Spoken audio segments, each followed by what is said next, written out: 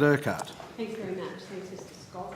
On April the 29th, Delimiter ran a column under the headline ABC actively censors NBN issue on Q&A.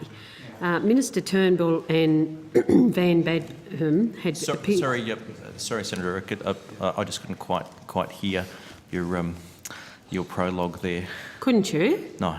Gee, nobody's ever had trouble hearing me, Minister. The acoustics in this room aren't fantastic. Okay. Sorry. I will go over it again. On April the 29th, Delimiter ran a column under the headline ABC... What? Sorry, ran a column? Delimiter. Delimiter. Okay, that's the blog site. Yep. Yeah. Yep.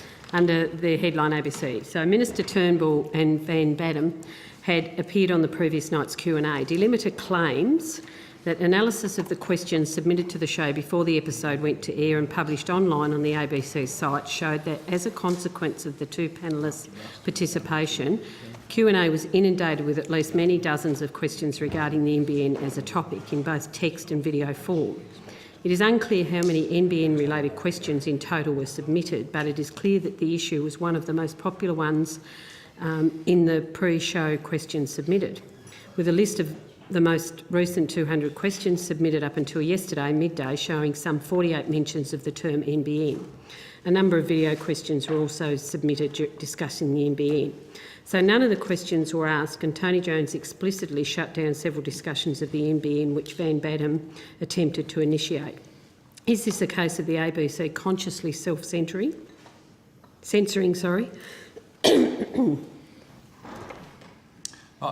No, it's not. Senator, as I said earlier, it's live television. We do take lots of questions in, and questions come from the audience. There are questions that are sent in from home. Most of the questions are asked from the audience. And look, a decision is made roughly of the order that they're going to run, but how many questions you can get through and what questions you get to, that very much depends on the evening as it flows. The suggestion that somehow we're not going to cover the NBN, I think just does not stand up under scrutiny. As I said before lunch, 150 NBN stories across radio, TV, news and current affairs and online since September. Mr Turnbull has been the guest on Q&A on a number of occasions, and on very many of those occasions he's been questioned about the NBN.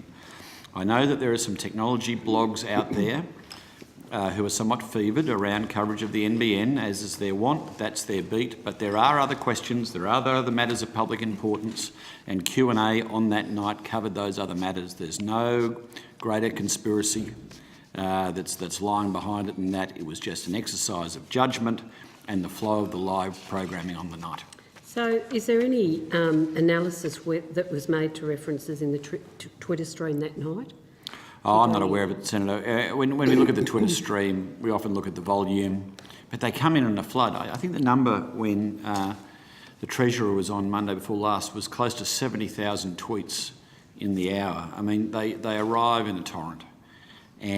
But often when the program is running, the EP and the team, someone is there checking and putting tweets up on the screen, but basically the program is set and it's a live event and judgments are being made on the floor. So I'm sorry that people didn't think we covered the NBN enough on that particular occasion. On many other occasions we have. I'm sure Mr Turnbull will be back on Q&A. I'm sure there'll be opportunities for him to engage on the NBN again. Okay, thanks. Now I want to just turn to Nick Ross. So is Nick Ross the editor of the ABC's Technology and Games Online Gateway? Yes, he is. Okay, did Mr Ross publish 2 long articles analysing broadband policies in February 2013? Well, he may well have, Senator. I don't have copies of them here. I'm not particularly aware of them. Right, can you take that on notice? Yep. Thanks, Ian. So do you know, was this a subject of a segment of Media Watch on the 11th of March 2013 which was critical of Mr Ross? Again, Senator, I'll have to take that on notice. So at the time there were sharply different views of Mr Ross's original piece with tech writer Renee LeMay saying Mr Ross represents fantastic value for the ABC's audience, while publisher of Communications Day Graham Lynch said it was unbecoming of acceptable editorial standards.